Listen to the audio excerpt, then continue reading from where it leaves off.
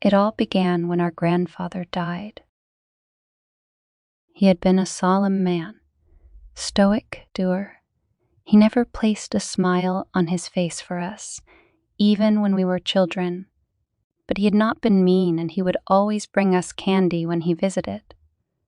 He had dark, piercing eyes, hollowed in a grave, sunken face. We knew he had had a brother, but that his brother had mysteriously died when they were both boys. Our mother claimed she didn't know how he died and told us not to ask our grandfather. When he passed, my brother Arthur and I, now young adults, concluded that we wished we had gotten to know him better while he was still alive. We hastily decided to find out more about him, or at least pay tribute to him by visiting his old cottage for a weekend, deep within the woods of Pennsylvania. I picked Arthur up from the university when his last class before the weekend had ended. With smooth tan skin, wavy black bangs, a chiseled, sharp face, and eyes the color of mahogany, girls were always stealing glances at him, but he never seemed to care. He was a recluse, preferring books to the ladies. Unlike me, and of course he ran to the car with an open book in his hands. "Drop that crap, baby bro," I teased. "It's nature time. It's gonna be just you, me, some fishing rods, and the great outdoors. You going to make it without your book, stud?" His eyes met mine, and he grinned. "I am bringing some books. Are you going to make it without your game systems, beefcake?" Beefcake? I'd forgotten how weird you can be. And come on, lose the library, worm. We're supposed to be spending time together. Or are you too grown up for your big brother now?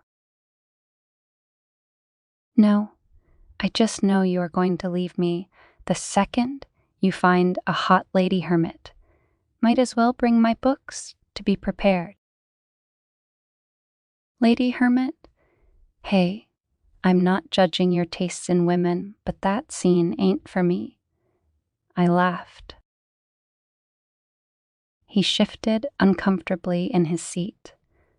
I pretended not to notice. We drove through forested mountains for what seemed like hours, catching up, retelling our favorite childhood experiences, talking about what we wanted from life, and we even partook of a little politics. Eventually, we fell into the subject of Grandpa. He told me once about his brother. "What?" I exclaimed. "What do you mean he told you about his brother?" On everything. He just said that they saw something in the woods one night. Something unnatural. It scared them. It scared them really badly. A few days later, his brother fell ill. He wouldn't eat. He wouldn't sleep.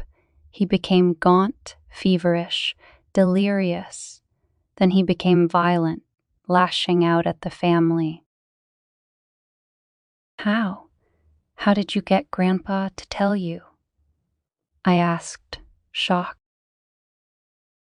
I didn't ask him. He told me on his sick bed in the hospital. I think he knew he was dying, and he wanted someone to know. Alex, there was something strange about it. He seemed frightened when he told me the story. Have you told Mom yet? No. Do you think I should? I don't know, man. I don't know. Sounds fishy. I don't want to talk about it anymore. Let's just enjoy our trip. 'Kay, little bro? Arthur paused, as if he were lost in thought. "Gauk," he said. The sun was setting as we got closer to the property line, and with it, the woods themselves seemed to change. It was strange. We had grown up living in a patch of woods, and I had never feared it, even at night. But there was something sinister about the trees here, their ashy, twisted bodies and nearly leafless branches that grasped at the road like skeletal fingers had a sinister ambience to them. The cottage rested upon a steep lone hill, encircled by wet green grass that was trapped in by the encroaching forest. When I parked the car and looked over, I saw Arthur was sleeping. I screamed. He awoke in a panic which had me rolling with laughter. "What the hell is wrong with you, Alex?" We grabbed our bags and walked in. It was dark and there was no electricity. I dumped my bags and fidgeted in my pocket for a moment, retrieving a box of matches.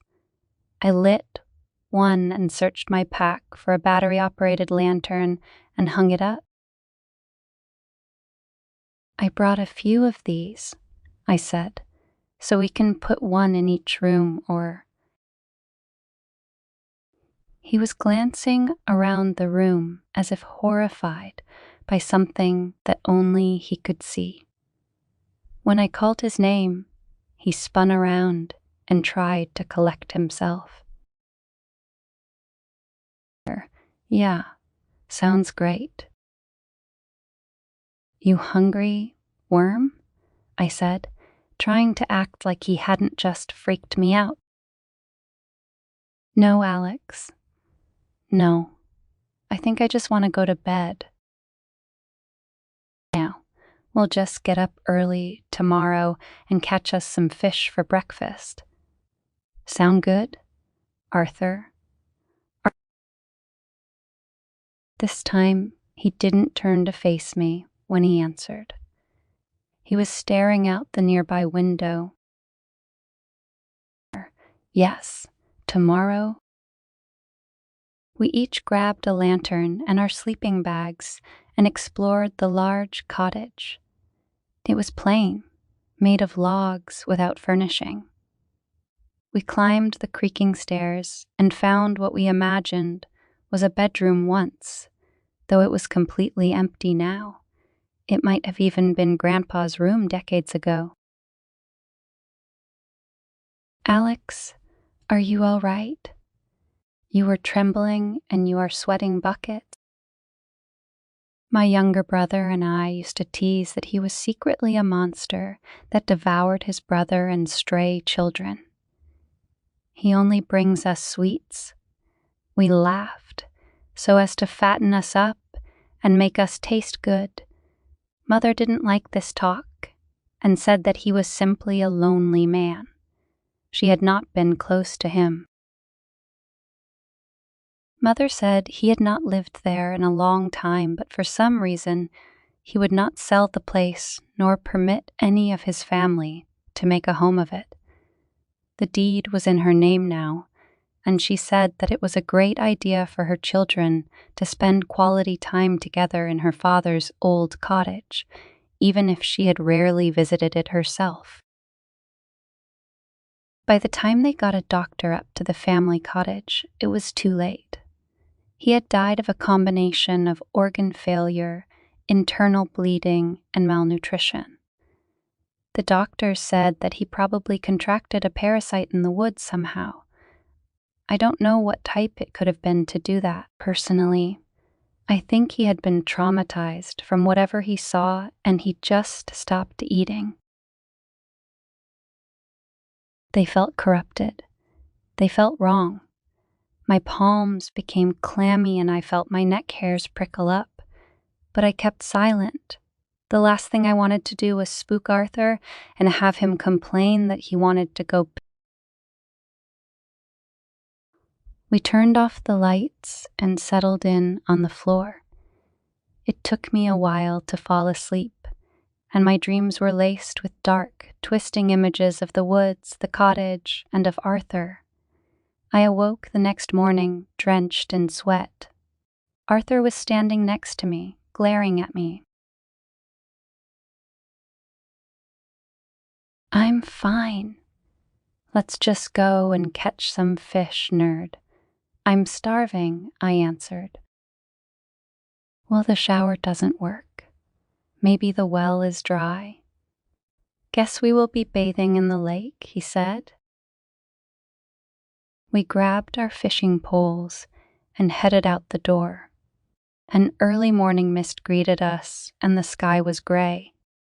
Between the fog and the low, thick clouds, the sky was impenetrable.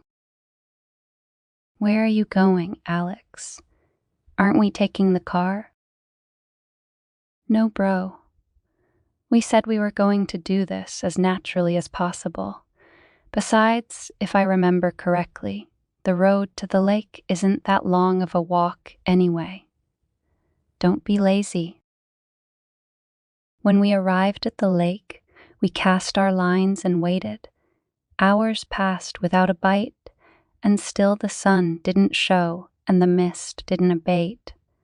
Arthur began to whine like he always did when we were kids. Let's go back, Alex. I don't feel so well.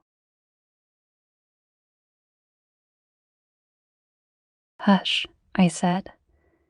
Look, I think I found boar tracks. I want to hunt it. Leave it alone. Boars are dangerous and you are too stupid to hunt it. And what would you even hunt it with? Your lucky Swiss Army knife. I stared at the tracks. They looked like they had pools of blood in them. Hey, I think there is something wrong with this boar. The tracks are covered in blood. Great, said Arthur. Even more reason for us not to follow it. Wounded animals are dangerous animals. Relax, worm. I'm not really going to hunt it. I just want to see it. See what's wrong. Alex, you idiot. That's absurd. Alex, get back here. I'm not going to follow you. I'm not coming. Oh, but I was not listening to him anymore. I followed the tracks into the forest. After a few minutes, I could no longer hear my brother's incessant nagging. My mind tried to unravel why the boar's prints had been slick with blood.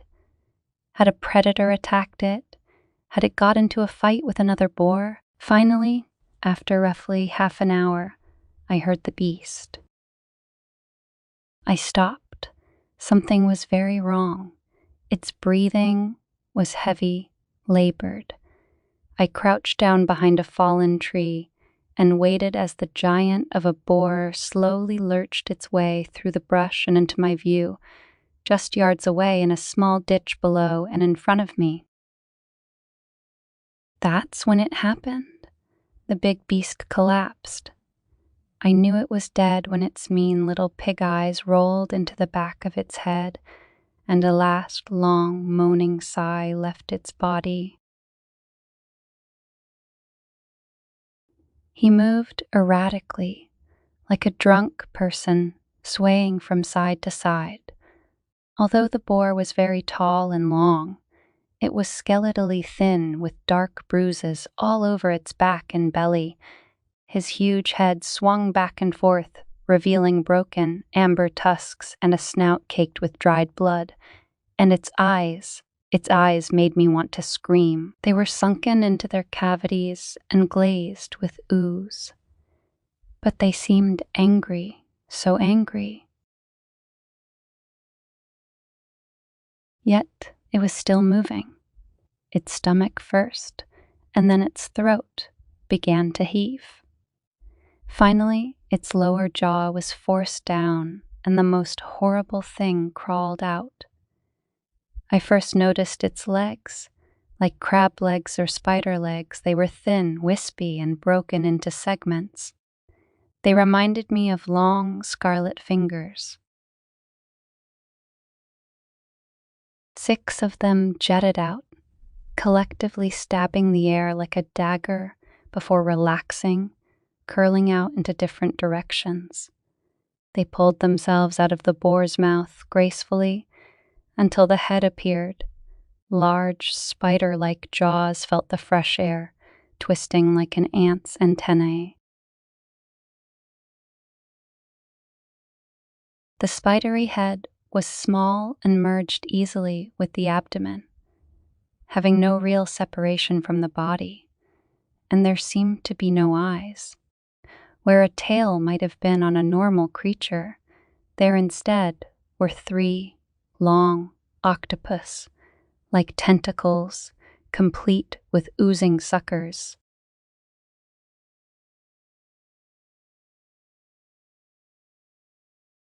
As soon as the monster was free from the animal's mouth, its tentacles curled up underneath its own body. What they were used for, I need only guess, but the sight was so terrifying that I dared not move. I estimated its total length with tentacles stretched to be about 4 feet long, and although its narrow legs were easily 3 feet long themselves, they only held its body just barely off the ground, making it about 1 foot tall. It couldn't be from this world.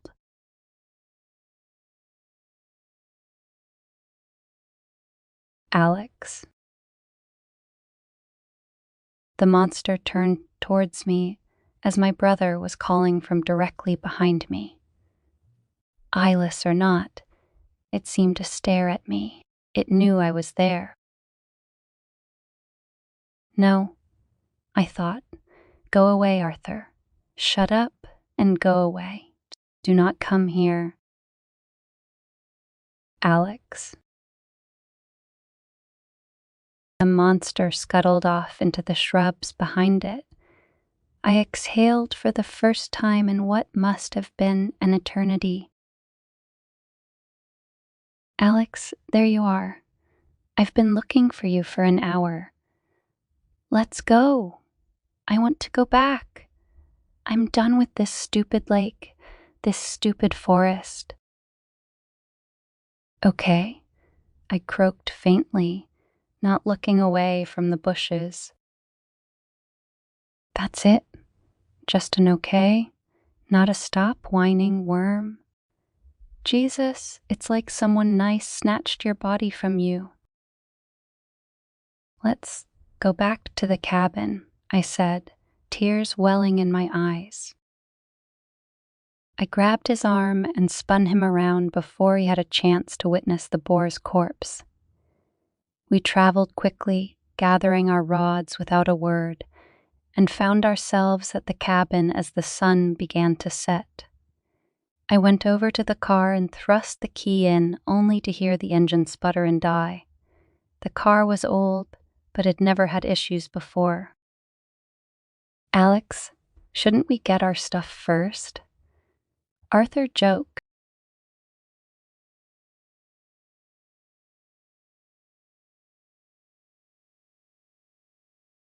God damn it.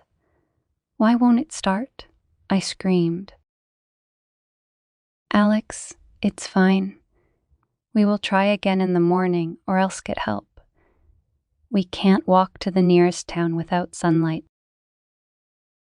I'm not staying here. Another goddamn night, I shrieked. Alex, what happened to you out there? I said nothing. What could I say? With a sigh, I got out of the car and walked into the cabin. Once Arthur followed, I locked. Why did you do that? He asked nervously. Just help me check the windows. Make sure they are shut, all of them. When we finished, I threw myself onto my sleeping bag and turned away from my brother. He stood at the door for quite some time, obviously staring at me, before I finally heard him shuffle over to his own sleeping bag. Alex, I want to tell you something. It's about me, but you have to promise to not tell Mom. Not yet. Please?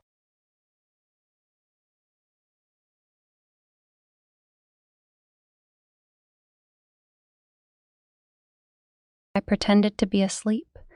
I didn't want to hear this. Not know. Not when the image of that monster was still fresh in my head. I would let him tell me tomorrow when I was rested and my fears had abated and I could be supported.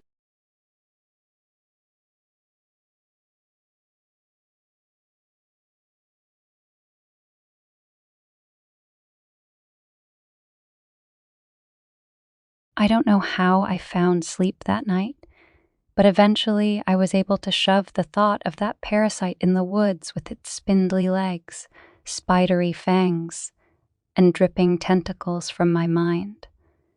But I didn't stay asleep for long.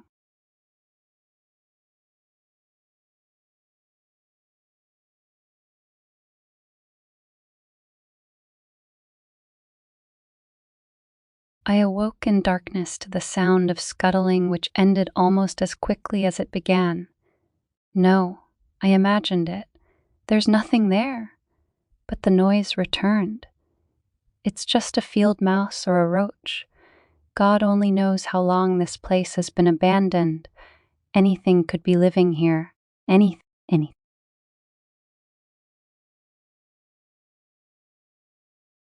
I fed myself these explanations, desperately holding on to any rational answer.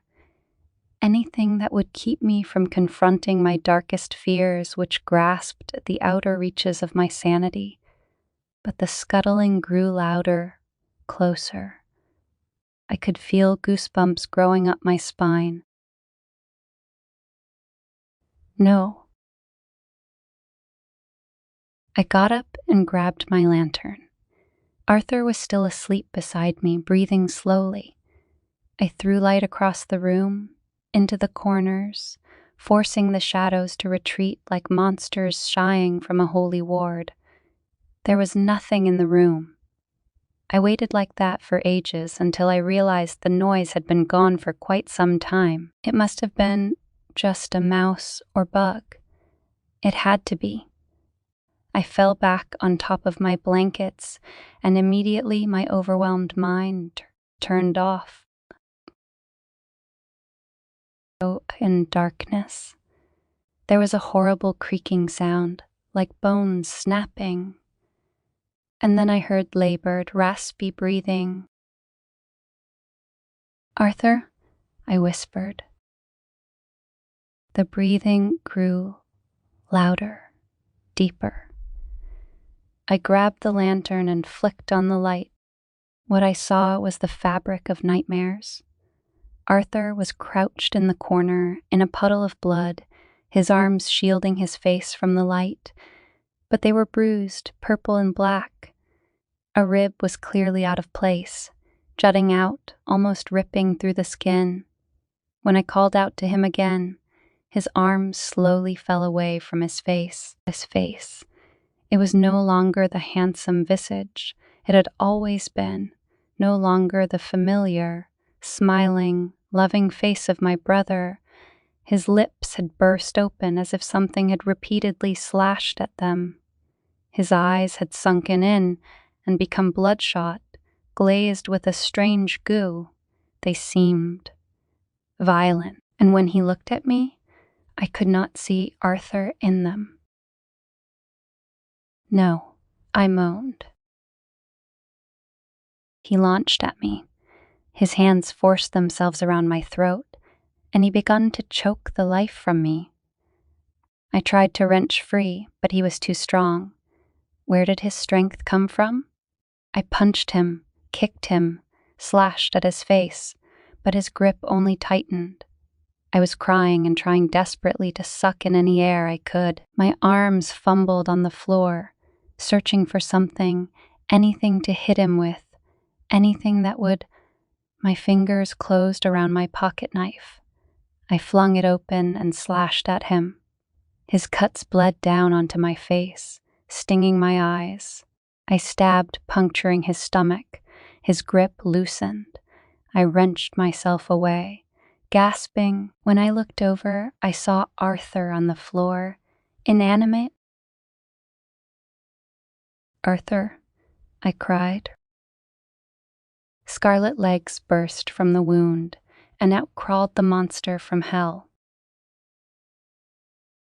"I'll kill you," I screamed, but it fled the room and into the hall. I ran over to Arthur. He wasn't breathing. I sobbed. "Arthur, I'm so sorry. I'm so sorry." I heard the wretched scuttling again, and fury overcame my fear. I threw open one of my bags and found a bottle of whiskey. With all my might, I threw it at the wall closest to the hall, where it shattered. I lit a match.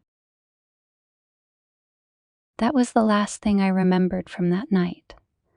Now, as I face charges of arson and the murder of my brother, my mother begs me to tell the police anything about what happened. I lean over to whisper in her ear, "I know what happened to Grandpa's brother." She stares at me, confused and horrified. "It came from the woods," I whispered. "It came from the woods."